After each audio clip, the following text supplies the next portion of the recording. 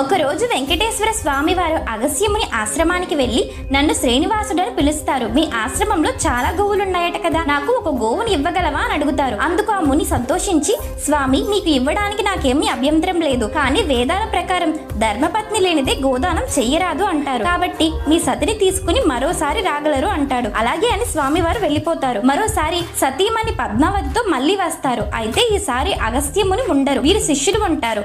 అప్పుడు ఆ శ్రీనివాసుడు ఇలా అంటారు, మీ గురువు గారు నాకు గోవుని ఇస్తానని మాట ఇచ్చారు. ఆయన నన్ను సతీ సమేతంగా రమ్మన్నారు. ఇదిగో నా భార్య పద్మావతితో వచ్చాను అనగా ఆ శిష్యుడు, మా గురువు గారి అనుమతి లేనిదే గోవునివ్వడం కుదరదని చెప్తాడు. దాంతో ఆగ్రహించిన శ్రీనివాసుడు తన కొండ వైపు గబగబా నడుచుకుంటూ వెళ్ళిపోతాడు. అయితే కొంతసేపటికి వచ్చిన అగస్త్యముని విషయం తెలుసుకుని గోవును తీసుకుని శ్రీనివాసుడు వెంటపడతారు. ఆ ముని శ్రీనివాసుడితో, స్వామి గోవు ఇందా గోవు ఇందా అంటారు. గోవు అంటే ఆవు, ఇందా అంటే ఇదిగో అని అర్థం. అప్పటి నుంచి గోవింద